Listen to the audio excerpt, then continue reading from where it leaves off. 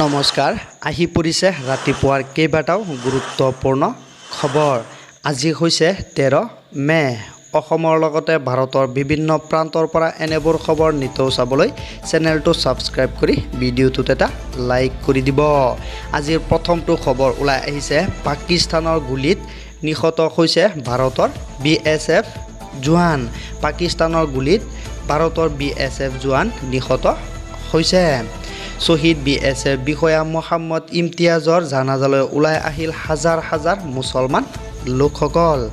দেশৰ বাবে শহীদ হ'ল BSF বিষয়া মোহাম্মদ ইমতিয়াজ দেশৰ বাবে শহীদ হৈছে বিহাৰত নিজ গাঁৱত BSF বিষয়া মোহাম্মদ ইমতিয়াজক শ্ৰদ্ধাঞ্জলি জম্মুৰ RSপুৰৰ গুলিয়াগুলিত ভয়ংকৰ ঘটনাত শহীদ হৈছিল ইমতিয়াজ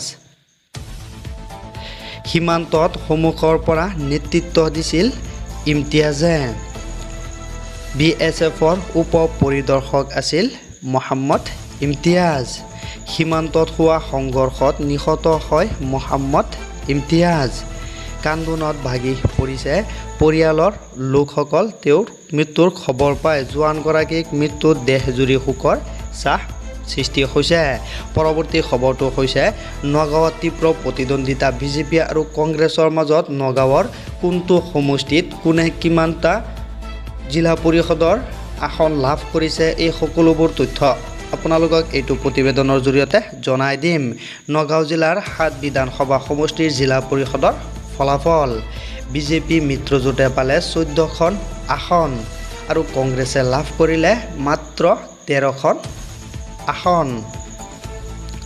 নগাঁও বটদ্ৰৱা বিধানসভা ভোটাৰ তলিত বিজেপিৰ জয় লাভ হৈছে কাশ্মীৰী বিজেপিৰ প্ৰাঞ্জল দাসৰ জয়লাভ উৰিয়াগাঁৱত বিজেপিৰ গীতাঞ্জলি হাজৰিকাৰ জয়লাভ বৰহমপুৰত বিজেপিৰ প্ৰাৰ্থীৰ জয়লাভ হৈছে জিলা পৰিষদত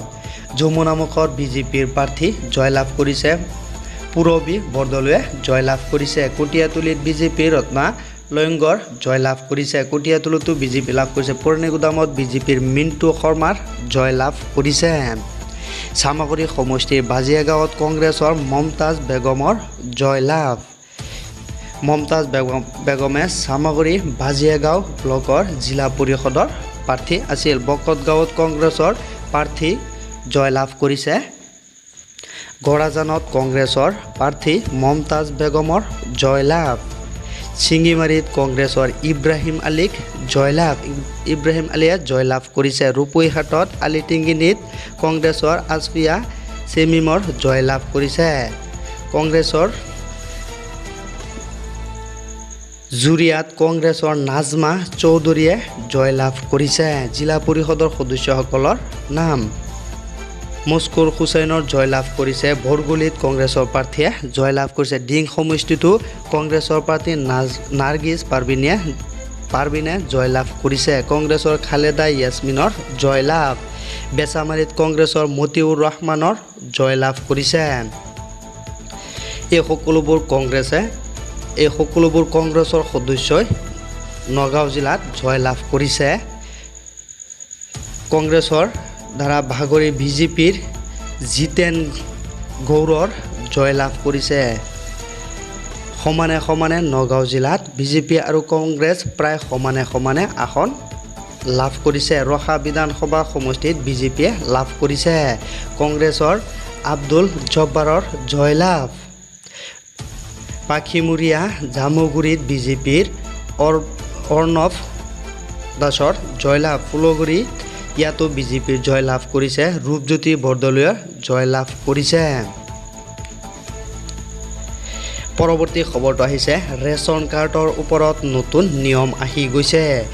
আপোনাৰ ৰেচন কাৰ্ডত নাম অন্তৰ্ভুক্ত কৰিব বাকী আছে নেকি বা নতুন নাম অন্তৰ্ভুক্ত কৰিব বিচাৰে নেকি ৰেচন কাৰ্ডত লাখ লাখ হিতাধিকাৰীৰ বাবে নতুনকৈ আহিল ভাল খবৰ ৰেচন কাৰ্ডত আপোনাৰ কোনো পৰিয়ালৰ কোনো সদস্যৰ নাম অন্তৰ্ভুক্ত হোৱা নাই নেকি কিদৰে অন্তৰ্ভুক্ত কৰিব নতুন সদস্যৰ নাম আপোনালোকক এইটো প্ৰতিবেদনৰ জৰিয়তে আমি জনাই দিম আপোনাৰ পৰিয়ালৰ কোনো সদস্যৰ নাম অন্তৰ্ভুক্ত হোৱা নাই নেকি ৰেচন কাৰ্ডত পৰিয়ালৰ প্ৰতিগৰাকী সদস্যই লাভ কৰিব বিনামূলীয়াকৈ ৰেচন নাম নথকা সদস্যৰ নাম অন্তৰ্ভুক্ত কৰিব পাৰিব ৰেচন কাৰ্ডত। ৰেচন দোকানীৰ সৈতে ইয়াৰ বাবে প্ৰথমে যোগাযোগ কৰিব লাগিব। নতুন সদস্যৰ সকলো তথ্যপাতি যোগান ধৰিব লাগিব বিভাগীয়। নতুন সদস্যৰ বাবে আধাৰ কাৰ্ড, পেন কাৰ্ড আৰু ভোটাৰ আইডি থকাটো বাধ্যতামূলক হ'ব। অনলাইনৰ জৰিয়তে আপোনালোকে আবেদন কৰিব পাৰিব। নতুন সদস্যৰ সকলো তথ্য গাঁও পঞ্চায়তৰ জৰিয়তেহে কৰিব লাগিব। KYC কৰাৰ সময়তো কৰিব পাৰিব এই কামসমূহ। যদি কোনো লোকৰ মৃত্যু হৈছে তেনেহ'লে কৰ্তনো কৰিব পাৰিব। নতুন সদস্য অন্তৰ্ভুক্ত আৰু কৰ্তনৰ কামো কৰিব পাৰিব। আবেদন প্ৰক্ৰিয়া সম্পূৰ্ণ হোৱাৰ পিছতে 5 কিলোকৈ চাউল পাব।